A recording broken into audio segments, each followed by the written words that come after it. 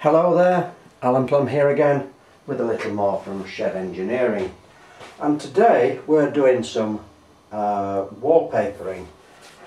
Now, in actual fact,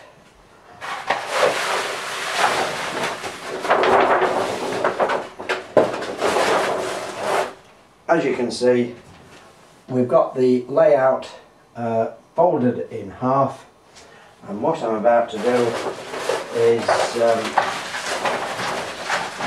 sorry for the noise. I'm just about to make a template of the hills. The hills that were here, right, are now folded over and are upside down. I'm going to make a template of those hills so that when I do the other half, they're actually going to fit together. Don't look at the mess down this side, it doesn't exist, and don't look at the mess down this side, it doesn't exist. Pretend you're watching one of Graham's videos where everything is neat and tidy. I don't get time to do any modelling, never mind tidy up. So now we've got to get this under here somehow.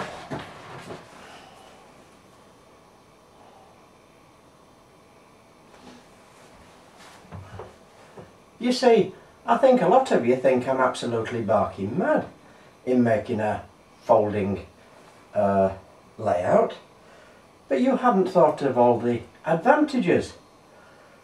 When you get the grandkids coming round at Christmas and you're short of a bed, or unexpected visitors, you've got an extra bed. So special occasions, you've got a table for 8. You just need to, I don't know, jack it up on a few bricks. You can invite your railway friends round for a game of cards or a game of poker. It makes a perfect games table. Play Monopoly, etc, etc. When the layout's folded up, it makes the perfect work area to do them magnificent Metcalfe kits for when the wife is having one of those Tupperware parties. Oh, they don't do Tupperware parties anymore, do they? Absolutely ideal when the wife's giving those Ann Summers parties. Only chuffing blooming problem as a blooming railway layout. It's a flipping nightmare to work on sometimes. Right, we've got the template of the hills. I cut this strip of paper into a fringe,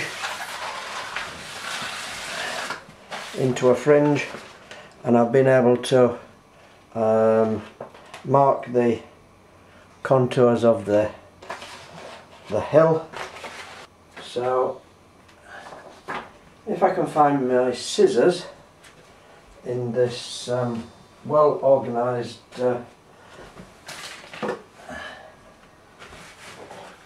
sitting room.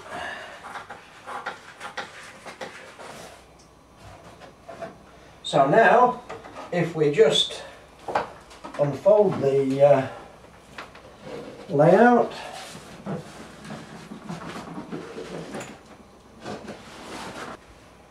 we can start making plans to do the landscape down this section here, because as you've just seen, I've now got a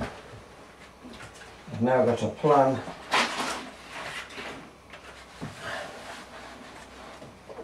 of where the corresponding hills are actually going to fit. Now, there's been quite a lot to try and consider when making the hillsides or planning for the hillsides down this section. Obviously this is going to be the fiddle yard, and I explained in one of my earlier videos that because I haven't got a lot of room and can't have 5 or 6 sidings to store 5 or 6 separate trains, then my idea was to have the re-railers at the end of these spurs. So I've got 2 sidings with spurs on either end. Now already, because I put the road in, that's going to make it very difficult at this end unless I shorten it so the re-railers will fit in just there. So it's a little bit difficult to know what's best to do. I had thought about having the scenery on hinges so that the scenery would lift up and down. Well, that makes things very, very complicated because of the shape of it. Really, to do that you need a straight edge, obviously. I'm going to have to cut some of the backboard away, but as yet again I don't quite know how much I have to cut away to give reasonable access. For instance, if you're re-railing something here, if a train comes in, you take the loco off, bring it up here, put it on the re-railer, re-rail it, and all of a sudden what was let's say a southbound train suddenly becomes a northbound train. You've turned it around and it can reappear on the front section heading in the opposite direction. So as I say, a lot of the backboard is going to have to be cut away, but I still think I've got to make it so that I've got a little bit more access. So I'm thinking of making it very much like the other lift out sections at the other end of the layout. This was the first lift out section that I made to cover the turning circle at this end, because there's nothing really worse than really tight radiuses, or as tight as what I've actually got these. And so that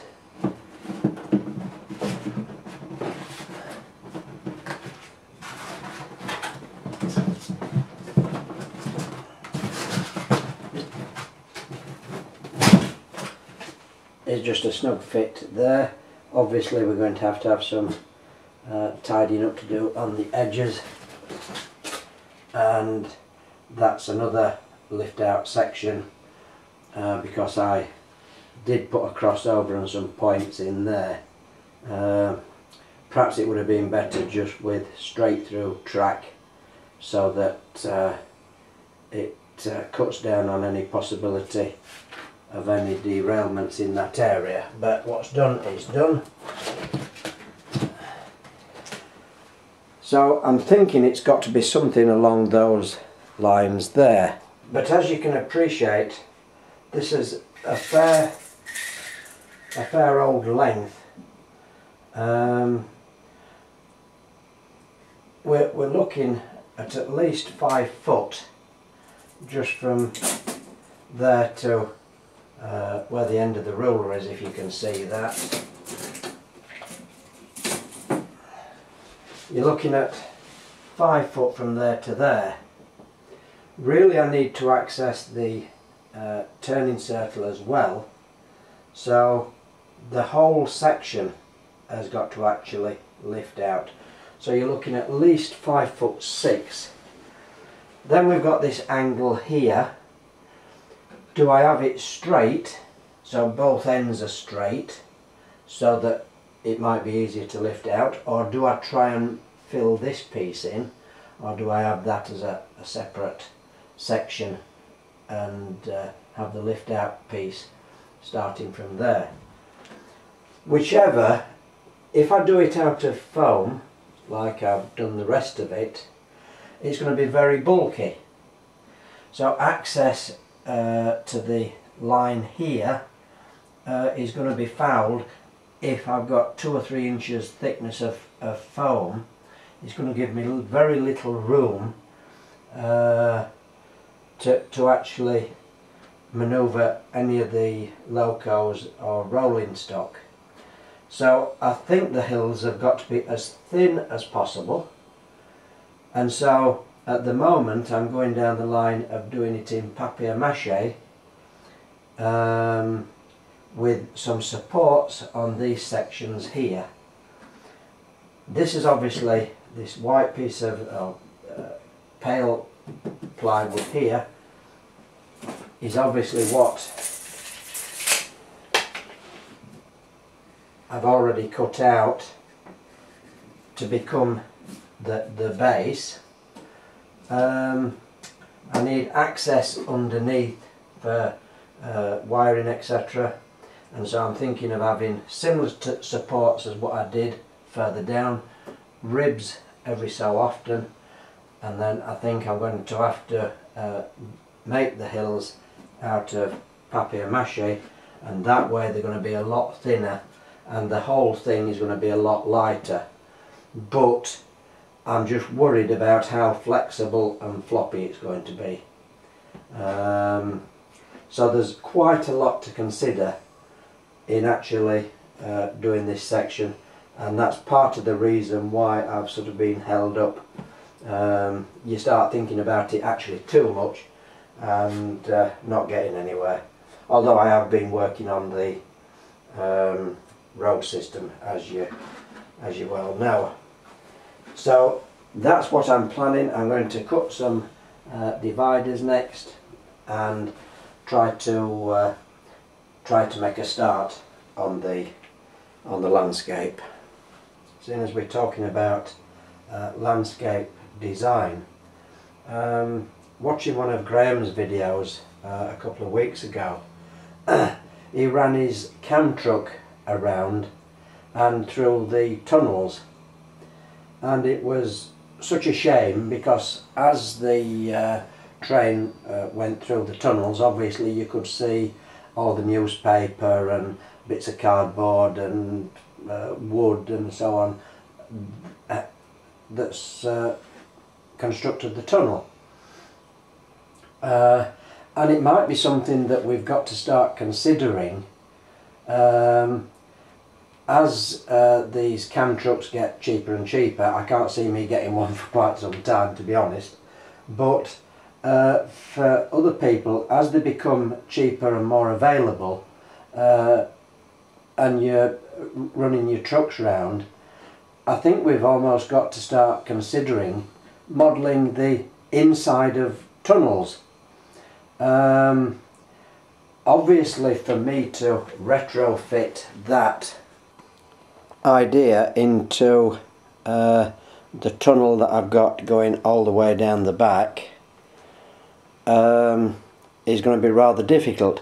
That's why I say if anybody's starting construction, then it might be something that's worth considering, because that's the kind of view you would get as the train went down the back of my layout. Again, there's bits of cardboard and expanding foam, etc., etc. So again, it would be quite sad to see all that if the rest of the layout is to a really good standard. Now, it might be possible that because this is a fairly simple lift out section, that I could actually model the tunnel walls around this section. It might take a little bit of doing, but it could be worthwhile, or a project in the future.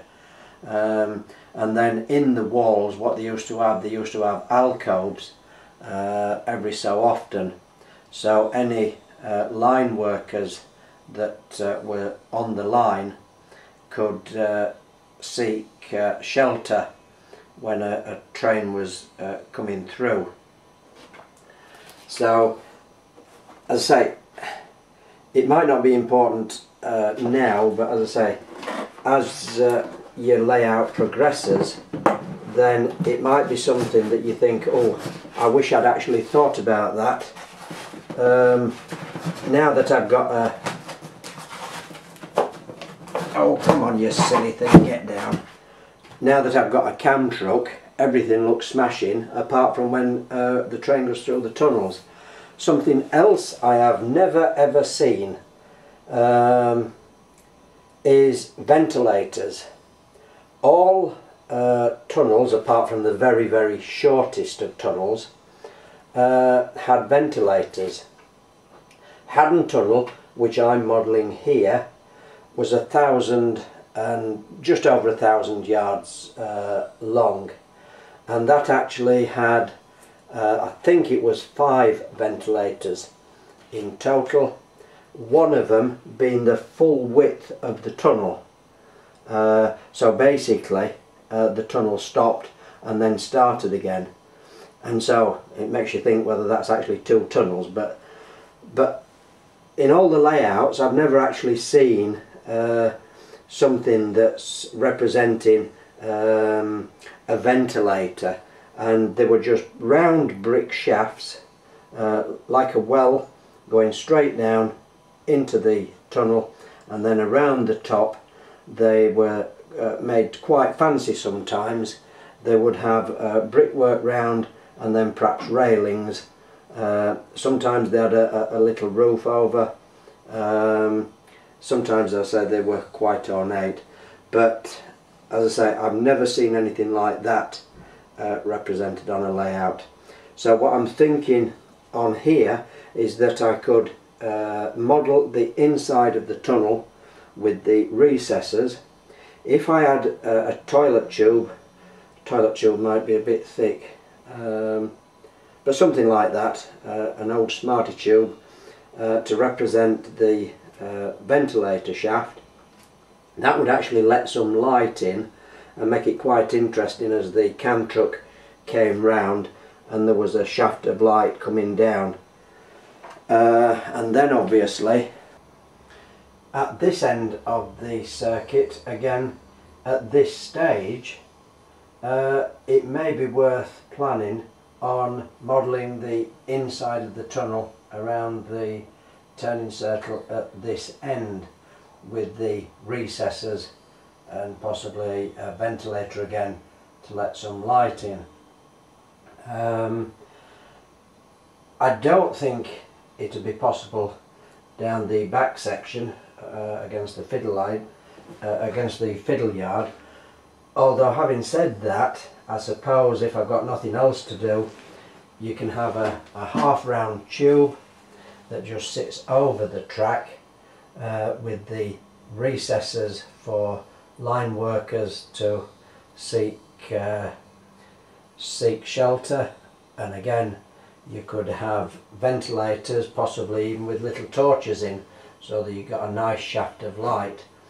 And I suppose that would give me quite a stretch along that section, because if all this is cut away, it's something you could probably put in place just as you were doing a cam truck video.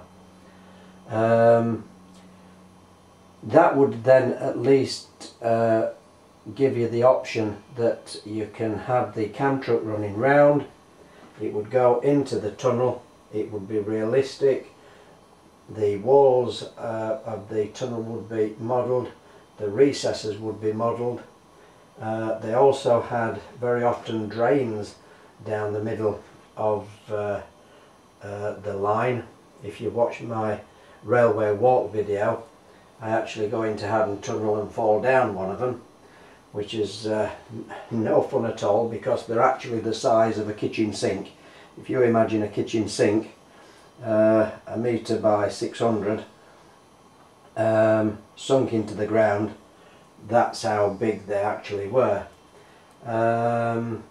So you'd have the realism of the tunnel. If I could do something down the back section, that'd give you quite a stretch.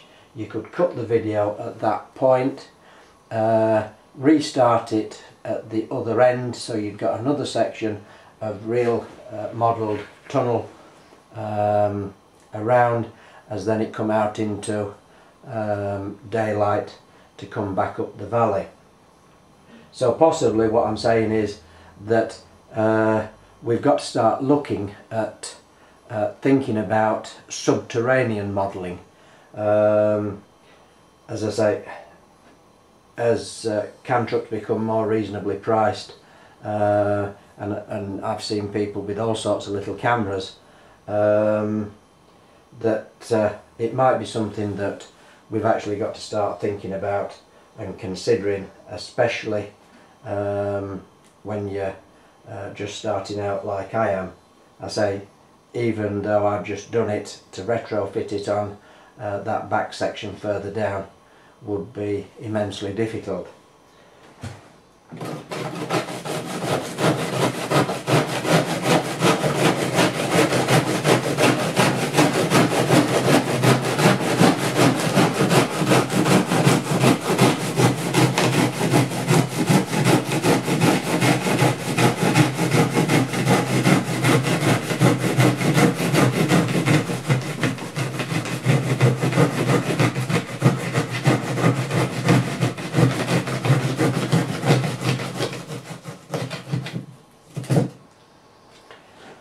That might look a little bit vicious.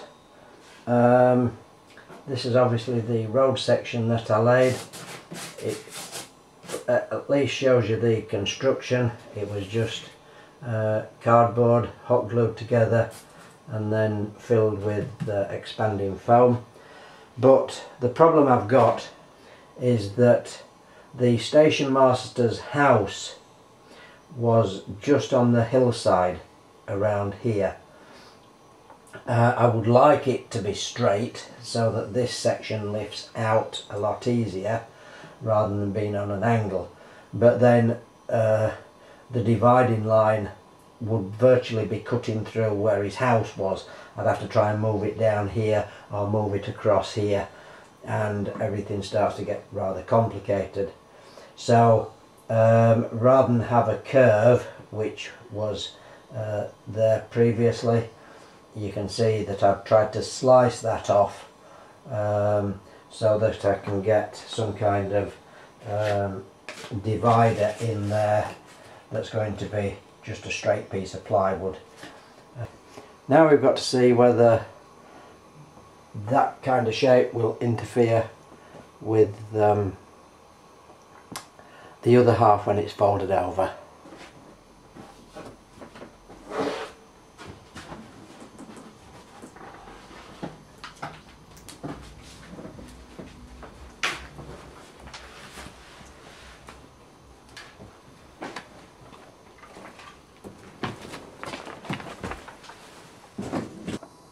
So hopefully you can see that the ribs are not fouling the hillsides that are now on top. We just had one slight problem. The trees there I intended to cut away, and so that one is actually just fouling the trees.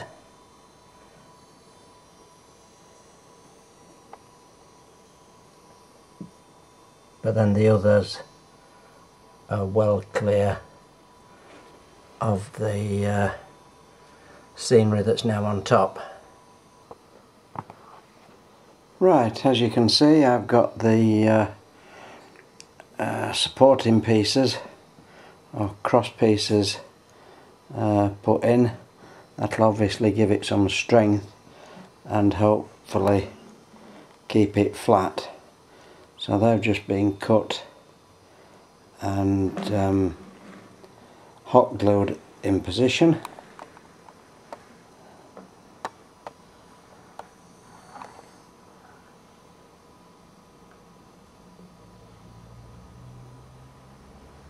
Unfortunately, I run out of hot glue when I got to the last one, so on that I've had to use grip film mastic.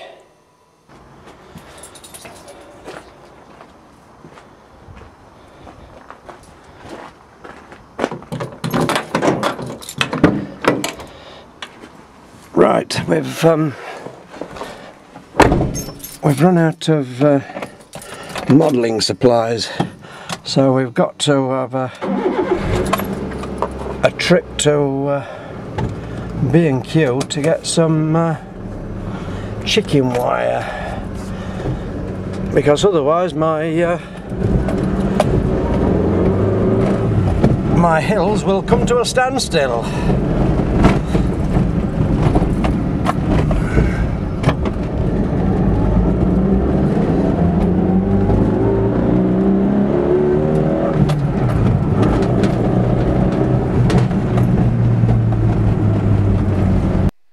For a minute there I thought that was the Stig driving. But that's it for now. We've run out of materials. Hope you found something interesting or worth considering. Thank you also to all the new subscribers, that's really appreciated. And as always, thank you for watching.